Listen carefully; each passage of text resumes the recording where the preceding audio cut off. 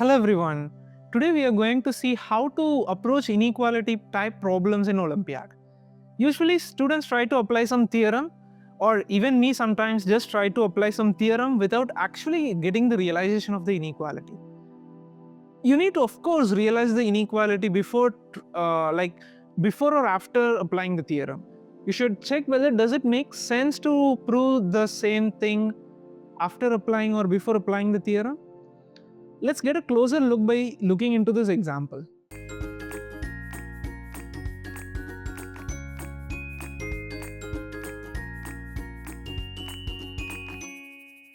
Over here, you are given with two positive real numbers a and b. So they both belong to R plus. R plus means positive real number, such that ab is greater than or equal to 1. The product of a and b is larger than or equal to 1. Then you are required to prove this inequality. A plus 2b plus 2 by a plus 1 times 2a plus b plus 2 by b plus 1 is greater than or equal to 16. So if we focus, some students might think that splitting it into partial inequalities is a good idea. So they will start proving this part and this part separately. Well, I would not completely discourage this. Sometimes it does work, but not always. Over here, you can easily contradict this by playing some hit and try of unequal values. For example, ab is greater than or equal to 1. So you may take a as 2 and b as half. Then you would get that, let's take the first expression, you would get 2 plus 2 times 1 by 2 will be 1 plus 2 by a plus 1 will be 3, which is 3 plus 2 by 3. So that will be like 3.667, something close to that. But it's not greater than or equal to 4, definitely. Therefore, for this substitution, we are getting an invalid result. Maybe it works for the second. Actually, it will work for, because it has to reach a value greater than 16. So you are having some imbalance between the product, but still the product is getting more than 16.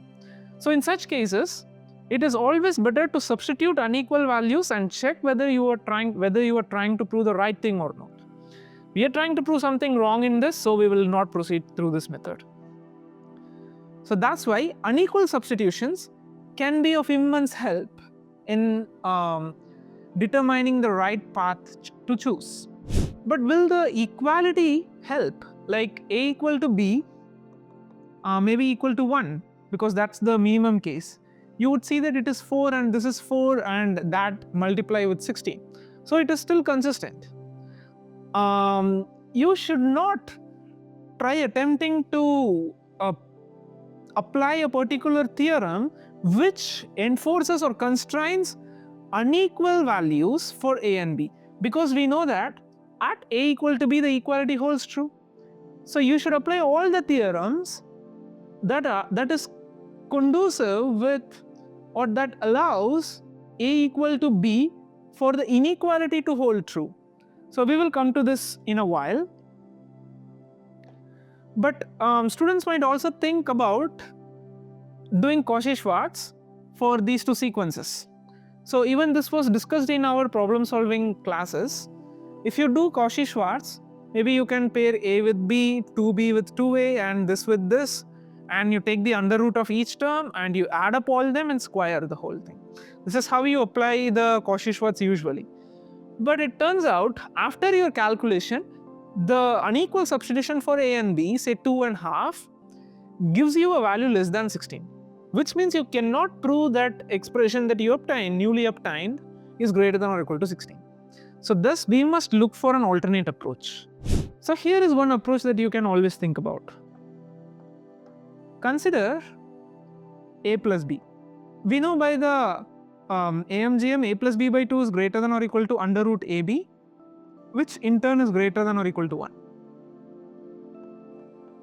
Therefore, you get a plus b is greater than or equal to 2.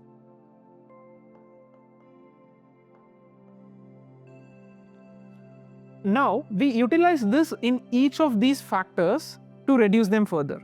So let's take the first factor term as f1. The second one is F2. Now we are not going to prove each of them is greater than or equal to 4. Rather, we are going to bound it from below by some variable, and then we will combine them together and they cancel the terms in such a way that it yields 16. So this is our goal. We get that F1 is greater than or equal to 2 plus B plus 2 by A plus 1. It is simple to obtain, just replace A plus B with 2, the lower bound. Now let's further simplify this.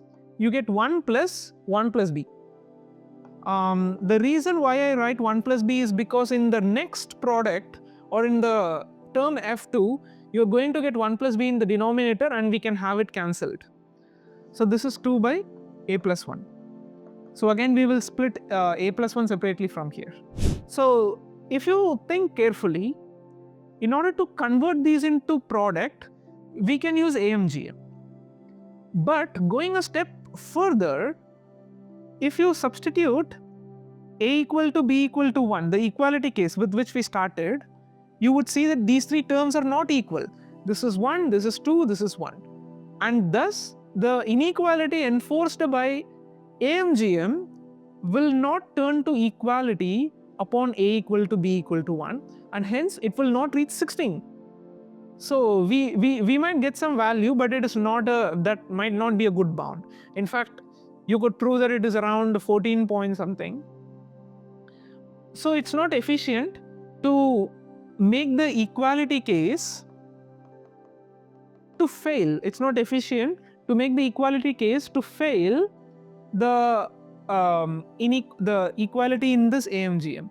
So therefore, we need to maintain the inequality enforced by A equal B equal 1 so as to get 16 here.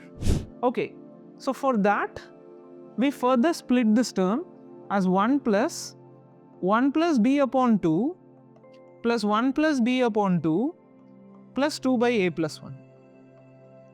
Now, you could see all these terms will be 1 upon the substitution.